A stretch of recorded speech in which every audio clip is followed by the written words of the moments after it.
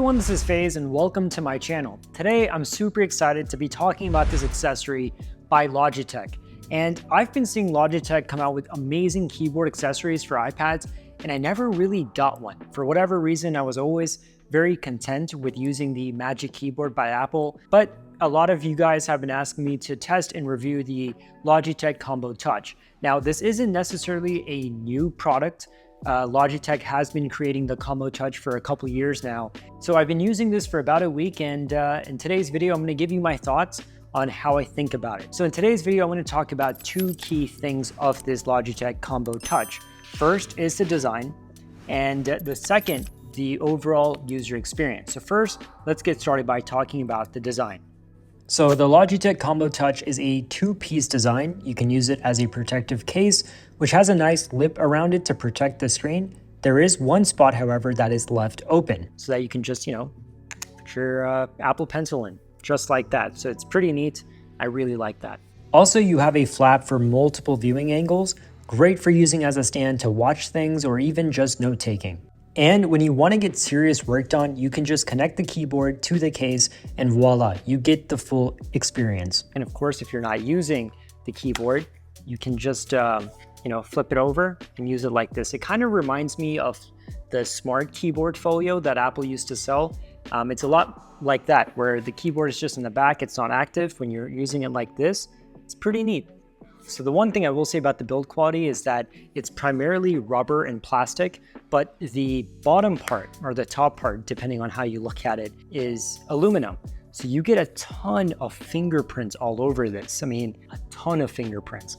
And I'm not sure I necessarily like that. So I kind of wish the bottom or top, however way you want to look at it, I wish that was rubber as well, because this gets very oily and fingerprinty. Not sure if I like that.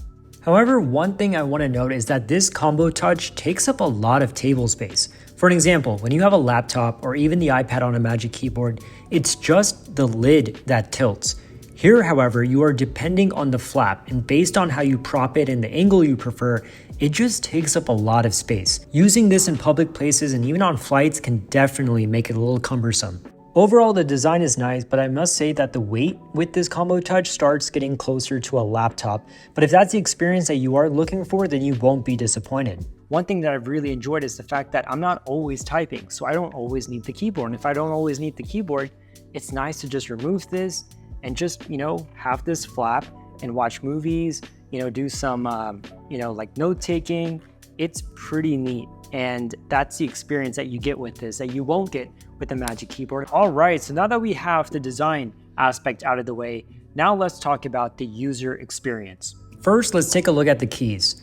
I'm quite surprised at how well the keyboard responds when typing. It feels very much like a regular laptop keyboard, and that's a good thing. The key travel is also great, and you also get this top row of shortcut keys such as iPad display and keyboard lighting, volume controls, play and pause, and do not disturb. And there's some, design decisions that Logitech has made where I'm not 100% sure I'm sold on. For example, on the function row keys, it has a do not disturb shortcut. But to be honest, I would much rather have the lock button there. So to unlock and lock my iPad. And I would really like it if there was an escape key. But overall, I am glad with the typing experience, and I recommend this keyboard for those who want a great typing experience. Now let's take a look at the trackpad. It is nice and large, definitely larger than the trackpad of the Magic Keyboard, and it seems to work pretty well. With clicking around and scrolling, I have had no issues at all. And in fact, it's quite fluid and smooth. When I was doing some video edits, it was much nicer to use this trackpad. Though I will say, when it comes to responsiveness, this is great. The Apple one is just a little bit better.